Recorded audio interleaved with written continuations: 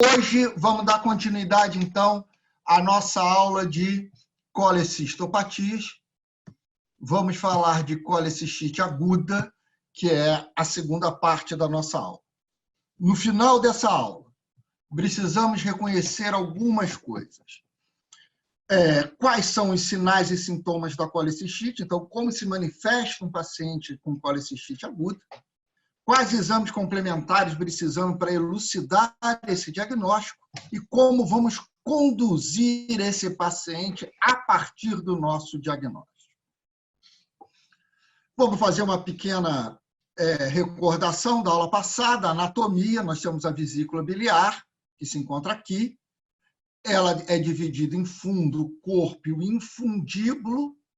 O infundíbulo continua com o ducto cístico e vai se juntar à árvore biliar extrahepática. Nós temos o hepático direito e o hepático esquerdo, que quando se unem formam um hepático comum. Quando ela recebe o ducto cístico da vesícula biliar, passa a se chamar colédoco. E a última porção do colédoco é retro ou intrapancreático. E o final do colédoco desemboca na segunda porção do duodeno. A bile é formada basicamente por colesterol, por lecitina e pelos sais biliares, que vêm do próprio metabolismo, vêm da própria decomposição do colesterol. Lembrando que essa bile, quando chega no duodeno, ela entra em contato com a fosfolipase A da luz duodenal, quebrando essas moléculas de gordura em micromoléculas. Essas micromoléculas, por serem um composto apolar, tendem-se a reagrupar muito rápido. Então, os sais biliares se unem a essas micromoléculas de gordura, formando composto micelar, e nessa forma que a gordura é absorvida. Os cálculos disparados, o mais comum dos cálculos são os de colesterol. Os cálculos puros de colesterol são mais raros, normalmente eles são associados ao cálcio, porém pouca quantidade. Lembrando que o cálculo não é radiopaco, não aparece em radiografias simples. A formação do cálculo tem a ver com a saturação, com a concentração da bile pela absorção de sódio ativo e principalmente água. Forma-se uma solução ali dentro, vai tendo nucleação dos cristais de colesterol, vai formando uma lama biliar, e essa lama biliar acaba se formando o cálculo da vesícula biliar. Então, só para a gente fez uma pequena lembrança da formação do cálculo da nossa aula passada. Lembrando que 2/3 dos cálculos são assintomáticos, 80% vão permanecer assim durante 20 anos, uma pequena porcentagem vai apresentar a clínica inicial, cólica biliar, dor no hipocôndrio direito, tipo cólica, após a ingesta de alimentos gordurosos. Desses pacientes, aproximadamente 15% evoluem para as complicações, que são colecistite, pancreatite, colangite, ilho biliar, várias outras complicações. Então, relembrando disso, e hoje nós vamos falar da colecistite. Primeira coisa, vocês veem aqui, é o cálculo biliar vai impactar no infundíbulo ou no ducto cístico. Por que que ele vai impactar ali? Eu tenho um estímulo do alimento gorduroso, a vesícula vai contrair pelo estímulo principalmente da colecistoquinina, e esse cálculo vai parar no infundíbulo e no ducto cístico. Inicialmente, ele vai contrair e o paciente tem aquela dor clássica em cólica. Então, ele começa com a cólica biliar. Aí, na cólica biliar, aquele cálculo sai dali e o paciente entra em remissão da sintomatologia e cessa toda a clínica do paciente. Para ele ter colecistite aguda, aquele cálculo não pode sair dali. Ele vai ficar fixo ou no ducto cístico ou no infundíbulo. Então, essa é a grande diferença inicial entre a cólica biliar e a colecistite. para eu ter colecistite, o cálculo tem que ficar fixo ali. Então, vai acontecer aqui muito parecido o que acontece lá na digestão de gordura dentro da luz do adenal e no jejum.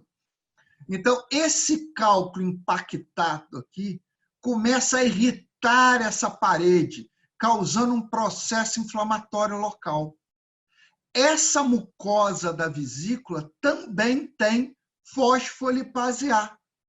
E a fosfolipase A vai atuar na lecitina que tem na bile, ou seja, para eu ter colecistite aguda, além do cálculo fixo, eu preciso ter bile no interior da vesícula, porque eu preciso da lecitina. Então, a lecitina é transformada em lisolecitina, lembrando que a lisolecitina tem uma função adstringente muito grande, quebrando as moléculas de gordura. E a membrana celular é lipoproteica. Então, ela começa um processo inflamatório agudo local, em volta do cálculo. Posteriormente, esse processo inflamatório torna-se difuso. Veja que eu ainda não falei em bactéria em momento nenhum. Então, a colecistite aguda inicial é um processo inflamatório causado pela impactação do cálculo na saída da vesícula e a transformação de lecitina em lisolecitina, começando um processo inflamatório inicialmente local, tornando-se posteriormente difuso em toda a vesícula biliar. Com isso, como o cálculo está fixo, uma das características é a clínica. A cólica biliar é um momento curto, então ela se alimentou, sentiu dor, o cálculo saiu dali, ela parou. Quando o cálculo fica fixo, essa clínica vai persistir, e normalmente por um tempo superior de 6 a 8 horas.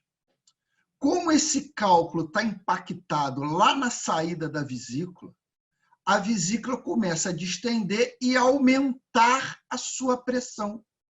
Se aumenta a pressão dentro da luz, o sangue vai chegar e tem dificuldade de retornar por compressão inicial daquelas vênulas, dos capilares. A parede vai ficando edemaciada, a parede vai ficando congesta e começa a aparecer úlceras na mucosa, e quando vence muito essa pressão, vence a pressão arteriolar, começa a aparecer áreas de necrose. Com essa bile em estase no interior da vesícula biliar, as bactérias vão chegar ali. Veja bem, a vesícula é estéril, a bile é muito alcalina, não deixa ter bactéria ali dentro. Essa bactéria chega na vesícula por translocação. Então, chega por via linfática, principalmente, e via hematogênica. Então, ela cai naquela bile em estase, aquela mucosa com processo inflamatório isquêmico, aquilo facilita, aquilo precipita a multiplicação e colonização de bactérias nessa parede, e agora sim começa a infecção propriamente dita. E a infecção com necrose nós chamamos de gangrena. Então, a infecção que aparece na colecistite aguda é secundária ao processo inflamatório. E as bactérias que aparecem nessa vesícula, elas precisam de ter tropismo pela mucosa da vesícula biliar, pela parede da vesícula biliar. As bactérias mais comuns iniciais na colecistite aguda são as bactérias gram-negativas, principalmente Escherichia coli e Klebsiella. Então, aqui mostrando uma vesícula normal, uma parede delgada, fina, lisa, brilhante. Quando instala um cálculo aqui na saída, no infundíbulo, que é bem aqui, a bolsa de Hartmann e no ducto cístico, ele obstrui essa luz, a secreção mucoide normal continua vindo, a vesícula contrai, ele sente cólica. Se esse cálculo não sair daqui, a pressão começa a aumentar cada vez mais, a parede vai ficando edemaciada com áreas de necrose. Olha ela aqui. E isso predispõe as bactérias, por translocação bacteriana, a chegarem no interior dessa vesícula inflamada e começarem a infecção secundária. Então, essa é a gênese da nossa colicistite aguda. Então, como manifestação clínica, o que vai me chamar a atenção? Como todo abdômen agudo, a dor. Então, a dor que inicialmente era em cólica, ela torna-se contínua e por um tempo prolongado, normalmente 6 a 8 horas. Por quê? Porque a obstrução é fixa. A obstrução ficou ali e não saiu. Então, esse é um ponto importante. A dor clássica no hipocôndrio direito pode também atingir o epigástrico ou ambos. Então, isso é um ponto importante que a gente não pode confundir. A persistência da dor caracteriza a evolução da cólica biliar para a colicistite aguda. Então, aquela persistência daquela dor que iniciou após ingesta de alimento gorduroso, que era uma dor em cólica, localizada classicamente no hipocôndrio direito, o paciente vomitou, tomou o antiespasmódico, a cólica biliar melhora. A colicistite, a obstrução está fixa, o cálculo está fixo ali.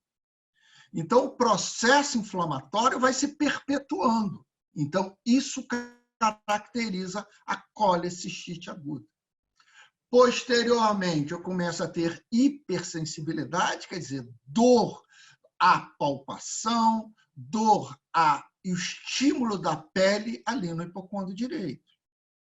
75% das dores podem irradiar. Então, 75% dos pacientes vão ter uma dor irradiada. Vocês lembram que o diafragma, ele abraça o fígado, então ele tem íntimo contato com a vesícula biliar. O nervo frênico é inervado, o diafragma é inervado pelo nervo frênico, que passa no triângulo dos escalenos. Então, o paciente sente uma dor, o triângulo dos escalenos fica no pescoço, então é comum o paciente ter uma dor irradiada para o pescoço, ombro direito e também para a região dorsal ou infraescapular à direita. Então, isso é porque o dor segue a irradiação do nervo que inerva aquela região, no caso, o nervo frênico. Por isso que ele chama de dor irradiada. Inicialmente, por causa da dor, o paciente tem náuseas, muito mais náuseas do que vômito. Posteriormente, o organismo tenta bloquear aquela área inflamatória, o aumento migra para ali, as alças migram para aquela área, bloqueando aquele processo inflamatório, aquelas alças paréticas começam a entrar em estase e o paciente começa a vomitar por essa estase. Mas, inicialmente, as náuseas e vômitos são decorrentes da dor do paciente. Com o processo inflamatório, com a instalação da infecção secundária, cerca de 80% dos pacientes vão começar a apresentar febre. E com a evolução do caso, com a necrose da parede, com perfuração, com aparecimento de um abscesso pericolicístico, esse paciente começa a aparecer irritação peritoneal e um quadro infeccioso, obviamente, mais evidente.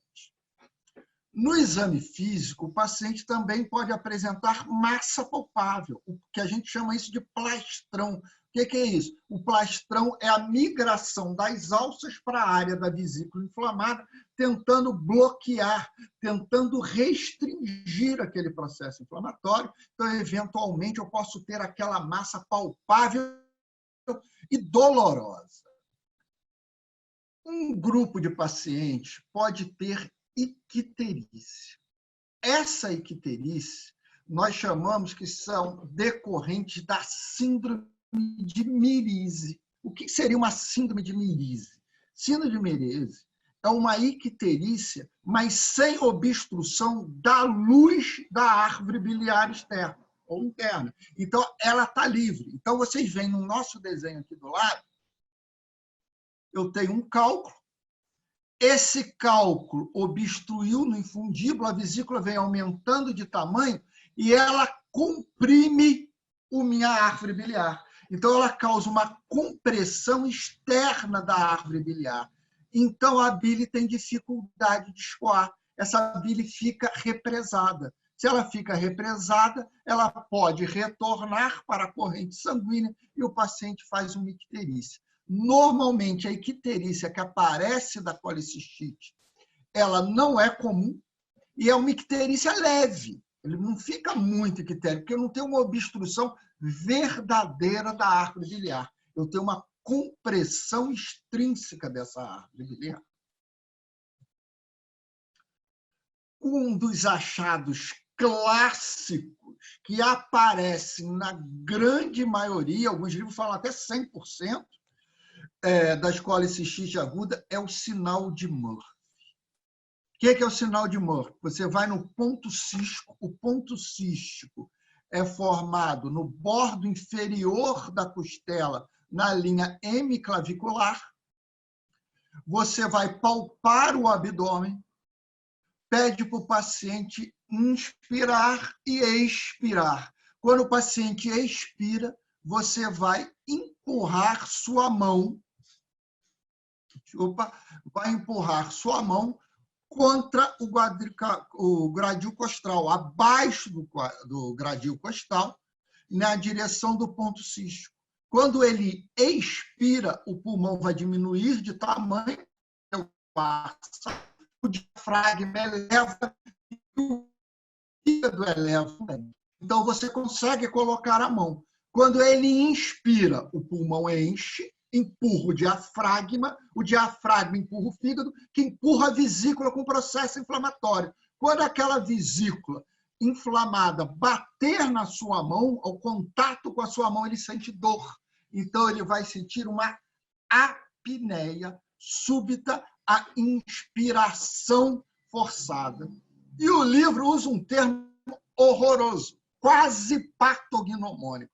Quase patognomônico não existe. Ou ele é patognomônico ou não é.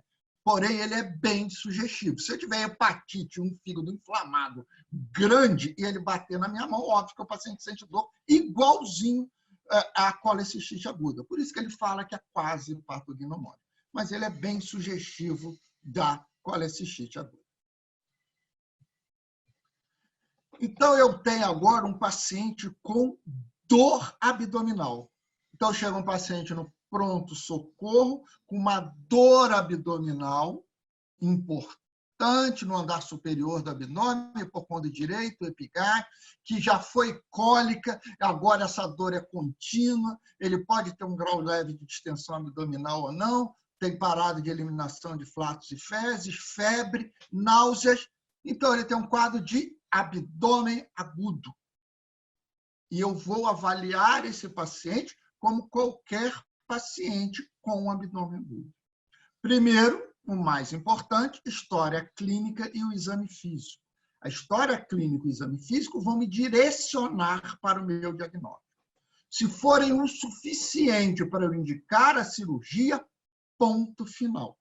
Se não forem o suficiente, eu vou lançar mão inicialmente dos exames de rotina. Rotina é aquilo que eu sempre faço. Hemograma completo. Normalmente, a série vermelha vai estar normal. A série branca, eu tenho uma leucocitose. Lembrando que leucocitose não é sinônimo de infecção, é sinônimo de inflamação. Normalmente, é uma leucocitose muito parecida com a da apendicite aguda, não ultrapassa 15, 16 mil. A amilase normalmente vai estar normal, pode estar um pouco elevada pela contiguidade da vesícula biliar com a cabeça do pâncreas, então, às vezes, você tem ela um pouco tocada.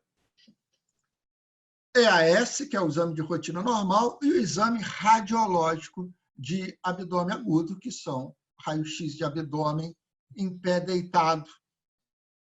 e tórax em pé. Para o diagnóstico do cálculo da colecistite, agora é outro achado. Então, eu suspeito que pode ser colecistite. Eu preciso de um exame de imagem, primeiro, que me mostre o cálculo. E o segundo, que me fale a favor da colecistite. Então, eu tenho, lembrando que o cálculo não é radiopaco, então ele não vai aparecer naquele meu raio-x de rotina de abdômen agudo. Eu vejo os sinais indiretos do íleo, eu vejo aquelas alças paréticas lá na topografia do hipocôndrio direito, eu vejo edema de alça, empilhamento de moeda, tudo ali no hipocôndrio direito.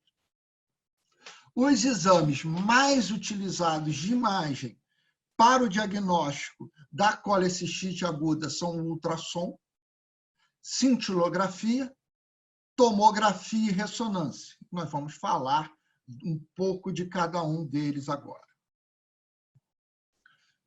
Já de antemão, o ultrassom é o exame de escolha hoje, é o exame mais sugestivo, é o exame padrão ouro na identificação da colecistite.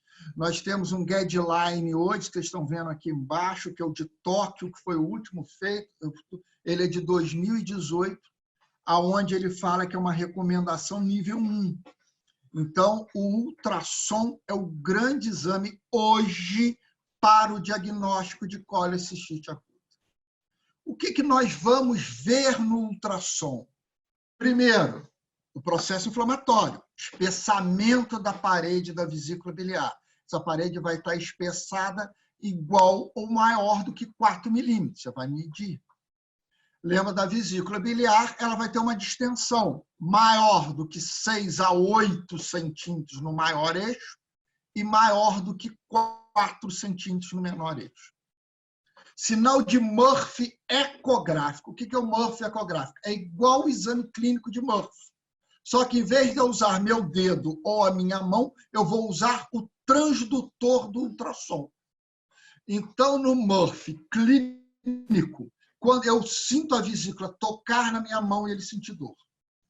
No Murphy ecográfico, na hora que ele fizer a inspiração forçada, eu vejo a vesícula descendo, vindo em contato com o transdutor e ele sentindo dor.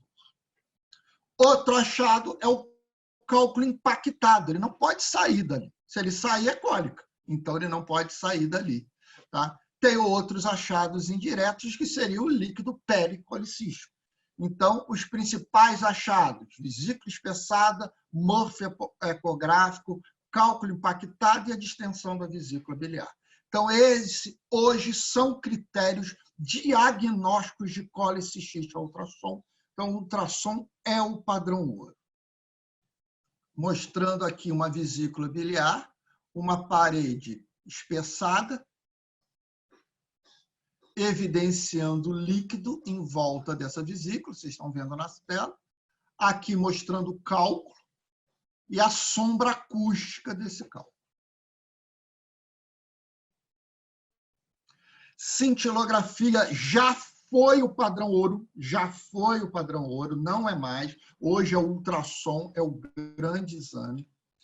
A cintilografia fecha o diagnóstico da colecistite, porque a cintilografia, principalmente com tecnésio, que hoje é um dos mais feitos, ela impregna bem aonde tem bile. E a gente acabou de falar que, para eu ter colecistite aguda, eu tenho um cálculo impactado no ducto cístico no infundíbulo.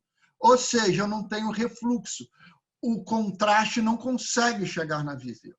Então, na cintilografia, eu tenho exclusão da vesícula biliar. A vesícula biliar não vai aparecer a cintilografia. Então, isso já foi um padrão ouro durante muito tempo. Hoje, substituído pelo ultrassom. Tomografia, eu não vejo bem o cálculo, a tomografia, isso é um dado importante. A tomografia mostra os sinais indiretos. E a tomografia, vocês lembram que o principal é o exame com maior acurácia para a presença de gás.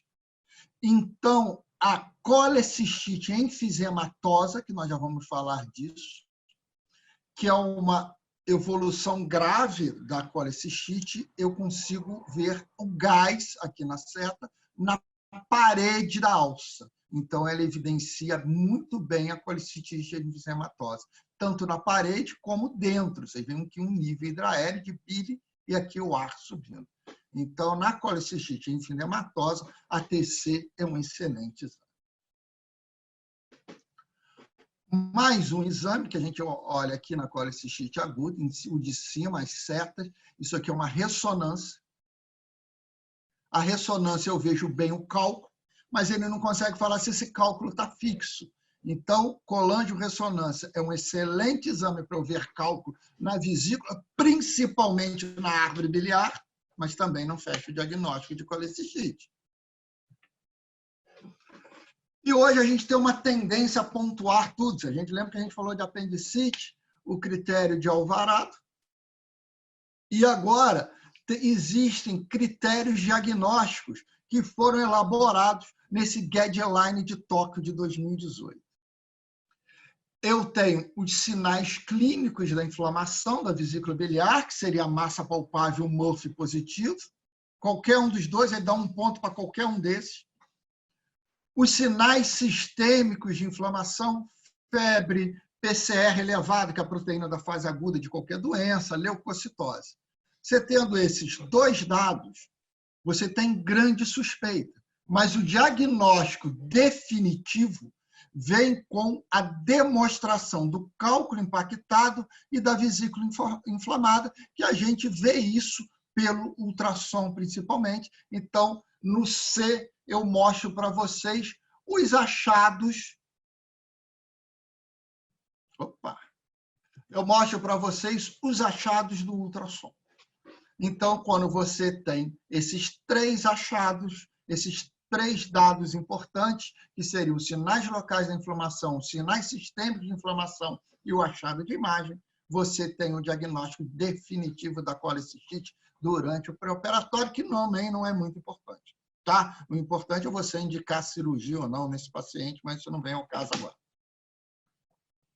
Então, agora vem o próximo passo. Então, chegou o nosso paciente, uma dor que começou tipo cólica no hipocôndrio direito. Essa dor tornou-se contínua, já tem mais de 6 horas de evolução, tem náusea, tem vômito, tem febre, tem massa palpável, Murphy positivo. Eu fiz um ultrassom, a vesícula está com parede espessada, a vesícula está distendida, tem um cálculo impactado no infundíbulo e eu tenho Murphy ecográfico. Fechei meu diagnóstico de colicitite aguda. E agora, qual é o tratamento? Cheguei a 3 caminhos. Nós vamos operar esse paciente agora, nesse momento, como todo abdômen agudo. Nós vamos tentar retardar um pouco esse procedimento cirúrgico, lembrando que a vesícula biliar tem muita variação anatômica e as lesões iatrogênicas da vesícula e da árvore biliar são maiores no processo inflamatório agudo, na vigência do processo inflamatório durante a cirurgia. Ou eu posso fazer uma medida paliativa, que seria a drenagem biliar, a colecistostomia, só para aliviar esse paciente e também operar ele depois. Então, eu tenho 3 caminhos aqui a seguir. Qual caminho nós vamos seguir? Então, essa é a pergunta que nós devemos fazer, e essa é uma pergunta muito feita e, às vezes, um pouquinho contraditória. Então, hoje, a gente já tem um esquema terapêutico importante. O que eu quero que vejam? Que a grande maioria, o que está lá em cima, é a colicistectomia. Então, o padrão ouro da colecistite aguda é a colecistectomia. Você vai tratar esse paciente. Mas sempre existe um grupo de pacientes que tem uma melhora espontânea. Cerca de 30% a 40% dos pacientes com colicistite aguda, mesmo com manifestações sistêmicas e processo inflamatório infeccioso instalado, pode ter remissão da clínica. Esse cálculo sair daí. Uma paciente clássica que tem essa melhora é a gestante. Vocês lembram que a gestante tem um relaxamento natural da musculatura lisa? por ação da progesterona, aquela musculatura lisa relaxada, a vesícula fica relaxada e o cálculo acaba saindo dali. E o paciente melhora. Então, uma paciente que tem uma conduta expectante clássica é a grávida que faz o episódio de colecistite. E tem um grupo de pacientes que tem um grau de complicação muito grande, que é o homem e o paciente imunocomprometido. Então, homem diabético, o tratamento é cirúrgico, sempre. Tá? Olha a palavra sempre, que é perigosa, sempre. Tá? Mas esse paciente é um grande candidato à cirurgia. É o paciente do sexo masculino e o paciente diabético. Então, a gente vem aqui, o paciente tem dor, sensibilidade, o paciente está toxêmico, colecistite aguda. Porém, o risco cirúrgico do paciente é muito elevado.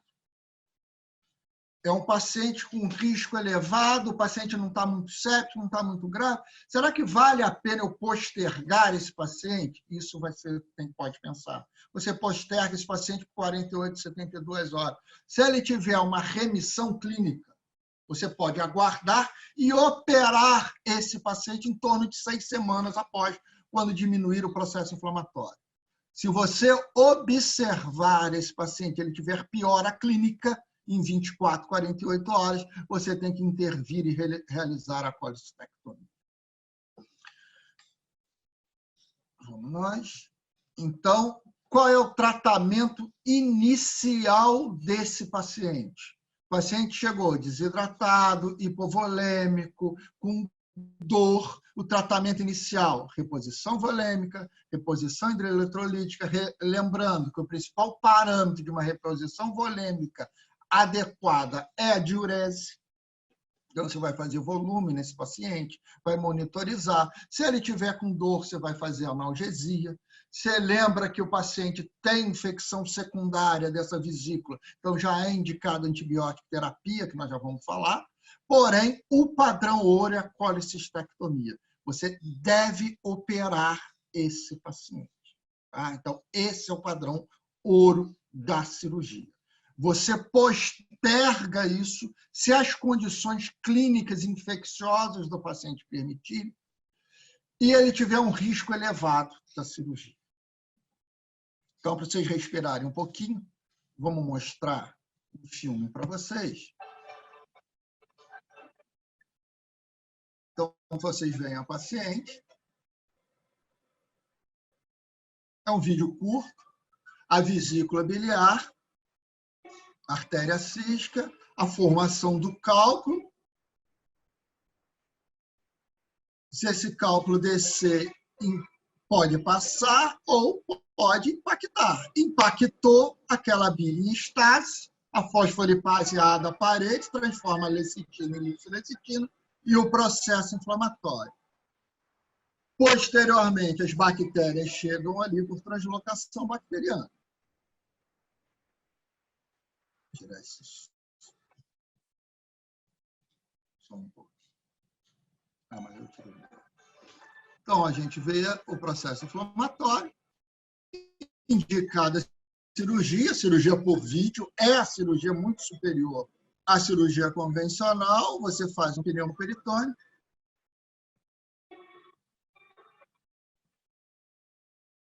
a ótica passando, então nós vamos olhar aquela vesícula inflamada, só para vocês entenderem, então, e o tratamento é, olha, as pinças penetrando na cavidade e realizando a colecistectomia. Então, isso é um dado importante, só queria mostrar para vocês essa vesícula com processo inflamatório.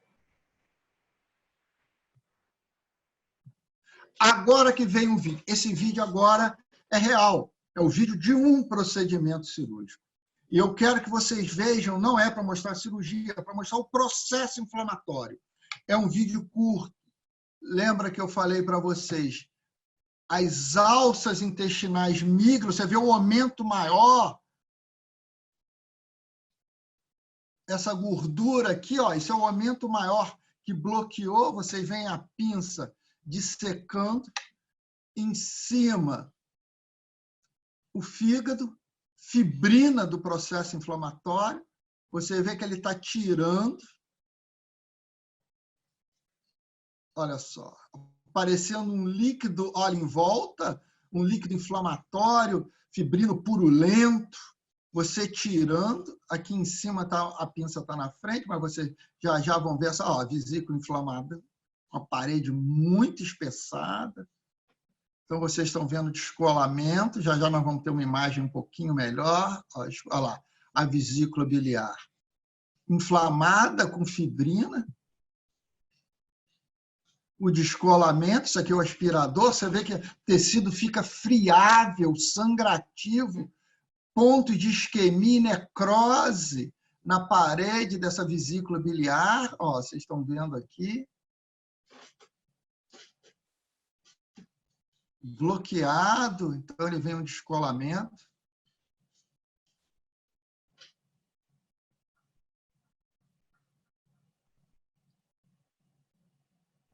Então, olha só, bastante líquido em volta. Inicialmente não parece purulento, mas é lembra que bactéria a gente não vê. Então a gente chama que esse é um líquido fibrino purulento. Dificulta tanto a cirurgia que ele vai puncionar essa vesícula biliar para esvaziar um pouco, de ver grande distensão desse paciente. Então, ele vai puncionar para esvaziar essa vesícula biliar. Você está vendo? Ele está vendo o melhor ponto. Introduziu. Ele introduz uma agulha. Olha a parede espessada, a dificuldade que ele tem de transfixar essa parede. Então, ele puncionou e ele vai esvaziar. Ele tem uma seringa do lado de fora da cavidade e está aspirando esse líquido. Então, isso é para vocês entenderem. Olha essa parede como está espessada. Cheio de pontos hemorrágicos, sufusão hemorrágica, fibrina aderida, a mucosa tem áreas de ulceração e necrose. Então, agora ele vai pegar a parede, vocês vão ver como a parede é espessada. Então, isso é um paciente com colicistite aguda, era isso que a gente queria mostrar para vocês.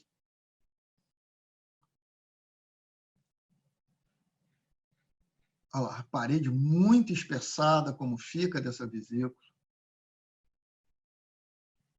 Por isso que o tratamento é colistectomia. Como é que você vai esperar isso, dependendo do cálculo sair ou não? Então, o tratamento é eminentemente cirúrgico. Você vê secreção purulenta, fibrina, mostrando a nossa colecistite. Então, esse próximo slide aqui, a gente mostra as bactérias. Lembra que na vesícula biliar, quem tem tropismo são os gram-negativos. Classicamente, Escherichia, Klebsiella, alguns livros proteus. Como você tem gram-negativo, se a infecção estiver restrita apenas à vesícula biliar, eu tenho Escherichia coli, Klebsiella, proteus gram-negativos. A droga de escolha é uma cefalosporina de primeira, que é a cefazolina, ou uma cefalosporina de segunda, tá? Ou mesmo terceira. Você lembra que à medida que evolui a geração, aumenta o espectro para gram-negativo. Porém, a primeira apresenta um bom espectro e concentra bem na árvore biliar. Então, a droga de escolha para as colicistites não complicadas é a cefazolina. No momento que ele complica, qual é a complicação? Presença de necrose, perfuração da vesícula biliar e abscesso pericolicístico. Ou seja, a infecção saiu da vesícula e agora está na cavidade abdominal. Quando a vesícula está na cavidade, as bactérias que têm tropismo são todas as bactérias que tem no meu colo. É uma bactéria que causa abdômen agudo, peritonite secundária. Elas são comuns a qualquer etiologia, porque as bactérias vêm do colo. Na peritonite secundária, então, eu tenho, além dos gram-negativos, eu tenho a bactéria mais abundante do colo, que são os anaeróbios, classicamente os bacterióides, e aparecem gram-positivos também, que são os enterococos. Então, na colicistite complicada, com abscesso, necrose ou perfuração, já é indicado as mesmas bactérias para infecção intracavitária. Ceftriaxona, cobrindo para o gram-negativo, e cobrindo para o anaeróbio, você pode utilizar metronidazol ou clindamicina. Classicamente, no Brasil, a gente utiliza metronidazol. Então, na colicistite não complicada, cefazolina. na colicistite complicada, necessita uma associação para cobrir também para o anaeróbio, que seria ceftriaxone, o metronidazol. Tá? Antibiótica terapia terapêutica, porque eu tenho infecção. Uma das opções que a gente falou, lembra, nos nossos 3 caminhos, opera, não opera, é a colecistostomia, ostomia nova abertura. Você pode fazer isso em cirurgia aberta, você ceda o paciente, faz uma pequena incisão subcostal e vai lá na vesícula biliar, ou o ideal é fazer isso guiado por um ultrassom.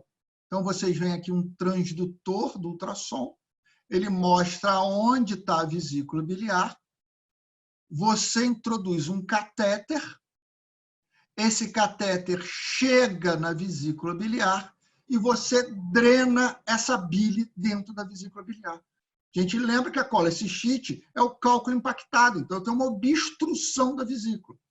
No minuto que eu punciono e esvazio a vesícula, eu trato essa obstrução. E o paciente tem uma remissão. Mas o cálculo continua impactado, eu tenho um processo inflamatório. Então, essa medida é paliativa. Essa medida é guardado para pacientes muito graves. Raramente é utilizado colecistostomia. O tratamento principal é colecistectomia. Então, é a colecistostomia, ostomia, procedimento que vocês estão vendo aí na frente de vocês. É um procedimento reservado para quando o risco do procedimento cirúrgico é muito grave. Lembrando que só serve para o processo inflamatório infeccioso restrito à vesícula. Se eu tiver pus na cavidade abdominal, não tem jeito, eu tenho que operar esse paciente para drenar essa secreção purulenta também na cavidade abdominal. Diagnóstico diferencial da colecistite são todos os diagnósticos diferenciais de abdômen agudo, principalmente do andar superior do abdômen. Mesmo assim, a apendicite é o principal diagnóstico diferencial. Então, eu tenho úlceras perfuradas, pancreatite,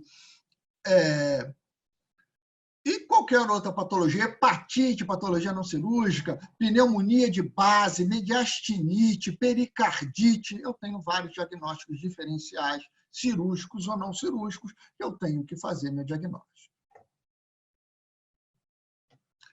Complicações da colecistite. Primeiro, empiema, que é a presença de coleção pirulenta numa cavidade pré-existente, então aquela infecção secundária, aquela formação de pus restrito ali à vesícula biliar, já é uma complicação. Esse secreção purulenta também pode ficar em volta da vesícula biliar, que é o abscesso pericolecístico. Com o aumento da pressão da vesícula e a diminuição do fluxo da parede, ela pode perfurar. E lembra que vocês viram lá na cirurgia, tudo bloqueadinho naquela vesícula? Uma alça pode estar grudada. E quando grudar ali, o processo inflamatório da vesícula atinge a alça intestinal e ficam contíguos. E quando essa vesícula perfurar, ela perfura para dentro de uma alça intestinal e forma uma fístula. Então, uma fístula da vesícula biliar do tubo gastrointestinal também é uma complicação da colecistite aguda e pode gerar uma segunda complicação, que nós vamos ver agora. Então, aqui tem a vesícula biliar inflamada, a alça de duodeno, que é muito próxima da vesícula biliar, acabou migrando para ali, bloqueando. Então, a vesícula biliar ficou em íntimo contato com o duodeno. Outro local que isso pode acontecer é com o cólon transverso. Você lembra que o cólon transverso também passa ali na frente. Essa vesícula acaba evoluindo com necrose. Essa necrose atinge a alça e perfura para dentro da alça, faz uma comunicação, que é uma fístula. Definição de fístula é um pertuito entre duas superfícies epiteliais, No caso, o endotélio da vesícula com o endotélio do tubo gastrointestinal. Se ele faz isso para o cólon transverso, o cálculo cai dentro do cólon transverso e segue o trajeto normal e o paciente vai acabar evacuando esse cálculo. Quando cai no duodeno, tem uma peculiaridade. Esse cálculo vai fazer igual faz no colo transverso, ele vai cair na luz duodenal e vai migrando pelo intestino delgado todo. E a gente lembra que o intestino delgado ele é muito mais fino que o colo. Então, ele pode impactar no intestino delgado. Ou, principalmente, na válvula iliocecal. E o paciente faz um quadro obstrutivo, uma obstrução intrínseca, dentro da luz intestinal.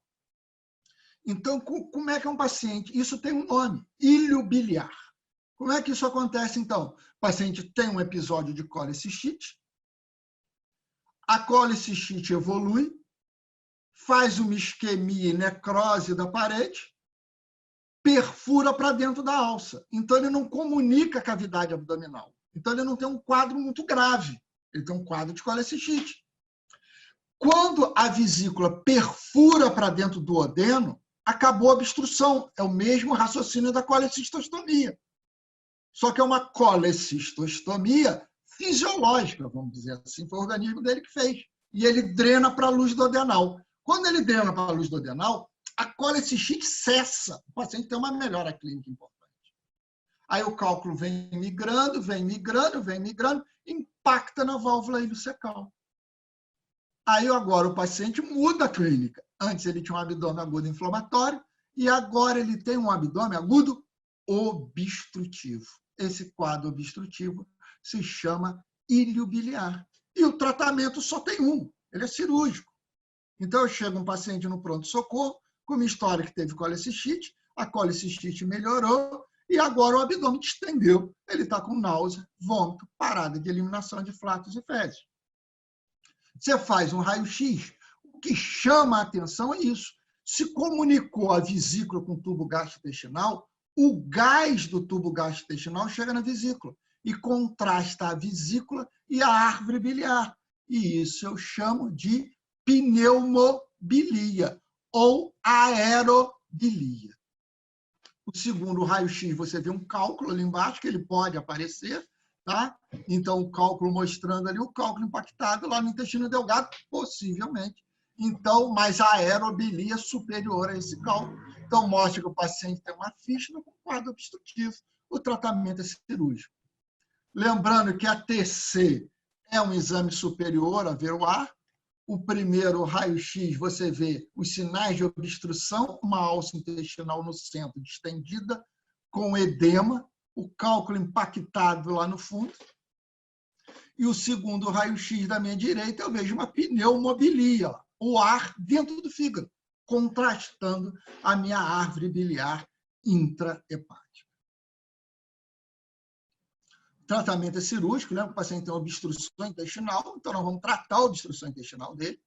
Você vai procurar no tubo gastrointestinal o cálculo. Então, por acaso, esse cálculo não chegou na válvula iliocecal, você vê que ele está lá no ilho, que é mais fino, então ele impactou no ilho distal, você palpou, sentiu o cálculo, abre a alça intestinal e retira o cálculo. O tratamento é simples assim, depois você fecha a alça intestinal. Se o paciente tiver clinicamente estável, tiver bem, não tiver complicações, não tiver dispneia, não tiver com quadro simples, você pode realizar a colecistectomia no mesmo tempo e a rafia da fístula. Se o paciente estiver gravemente enfermo, você retira o cálculo e opera a vesícula biliar posteriormente. Então, vai depender de como o paciente estiver clinicamente naquele momento. Uma das colecistites graves, como nós falamos, é a colecistite enfisematose, aonde há presença de ar. Esse ar você pode até visualizar no raio-x, mas classicamente você vê a tomografia, que é o exame de maior acurácia para ver o ar. Esse você não posterga, o tratamento é cirúrgico, ele é mais comum em pacientes idosos, principalmente diabéticos, portadores de ateromatose, porque a ateromatose faz hipofluxo, então predispõe à proliferação das bactérias anaeróbias, onde os mais comuns são o Clostridium, que vocês veem aí, e o Bacterióides. Então, a colecistite enfisematosa não é o único que não se posterga. Essa é a indicação cirúrgica absoluta. Não se faz nem colecistostomia, porque tem necrose na parede, e nem tratamento expectante. Esse não há dúvida nenhuma, não há controvérsia, o tratamento é cirúrgico iminente. Finalmente, nós temos a colecistite aguda alitiásica. O que é isso? Não tem cálculo na vesícula. Olha só, nós falamos o tempo todo que o que causa a colecistite é o cálculo impactado. E a gente vira e fala que tem paciente que faz um quadro de colecistite aguda igualzinho, edema de parede, necrose, infecção secundária, e o paciente não tem cálculo. Para eu ter colecistite aguda alitiásica, é uma entidade rara, e a causa é isquemia. Normalmente, acomete pacientes gravemente enfermos em unidade em terapia intensiva. Então, é uma das causas de febre de origem obscura. Então, o paciente está internado, vítima de qualquer doença grave. Então, como nós estamos numa aula de cirurgia, vamos falar, o paciente teve um politrauma, um acidente vascular encefálico grave, ele está entubado no CTI. Se ele está entubado, ele ficou hipotenso muito tempo, está fazendo droga, amina vasoativa, então ele tem que mandar sangue para o cérebro e para o coração. Então, ele faz hipofluxo periférico, Splanck. Ele começa a fazer isquemia e necrose da vesícula biliar. Essa isquemia e necrose com a bile ali dentro, começa a proliferação bacteriana e a infecção secundária. Então, é raro, não é comum. Ocorre devido, então, a hipofluxo na vesícula, isquemia e necrose, não tem relação com cálculo. Acomete pacientes gravemente enfermos. O diagnóstico é cintilografia ou ultrassom, também é muito utilizado. O tratamento é cirúrgico. E o prognóstico é muito reservado, porque a gente já tem, é um diagnóstico difícil, normalmente o diagnóstico é tardio, e a gente tem um paciente gravemente enfermo. Finalmente, chegamos ao dado mais controverso de todos. A colecistite crônica litiásica, ou discinesia de vesícula biliar, que é o clássico vesícula preguiçosa, todo mundo já ouviu falar nisso. O que é a vesícula preguiçosa? Primeiro, é um diagnóstico difícil, quase impossível. Você tem um paciente que tem dor, ele come gordura, tem dor tipo cólica no hipocôndrio direito, que melhora após vômito ou uso de antiespasmático. Você faz ultrassom e ele não tem cálculo. A vesícula pode estar um pouquinho espessada ou pode não estar espessada. Você examina o paciente todo e descarta qualquer outra causa dele ter cólica ali no hipocôndrio direito. Doença inflamatória intestinal, verminose, e assim vai até causa psicossomática. Então, você descartou. Você faz uma prova motora. O que é uma prova motora? Você faz ultrassom e mede a vesícula do paciente em jejum. Normalmente, o paciente em jejum está cheio de bile e aquela vesícula está num tamanho. E você estimula a contração dessa vesícula. O que você faz? Colecistoquinina. Faz colecistoquinina venoso. E mede ultrassom. Se ele tiver contraído de 35% a 50% a mais, alguns livros dizem 35%, outros livros 50%, você fala que ele tem discinesia da vesícula. Essa vesícula não contrai muito bem. Por isso que ele tem essa cólica. E você fala, ó, isso é discinesia. E você discute qual é o tratamento para ele. Isso que a gente vai mostrar agora. Qual é o tratamento para a discinesia da vesícula biliar? Não sei. A grande maioria dos autores falam que isso não existe. Você tem outro sintoma. A maioria dos trabalhos mais antigos falam que a maioria dos pacientes continua com a mesma clínica. Porém, o Seibeston, nosso livro também só nele que fala, Schwartz não fala, o Current não fala. O Sableton fala que 85% melhora a clínica. E isso eu fiquei mais na dúvida ainda. Ué, será que mudou? Então, eu fugi um pouquinho do nosso livro de texto, fui procurar alguns trabalhos. E eu achei uma revisão sistemática com meta-análise de 2019, março de 2019. Não tem nada mais recente nisso. Então, a gente vem embaixo aqui na conclusão, e ele mostra para a gente que os exames ainda são inconsistentes e baseados em estudos de baixa qualidade.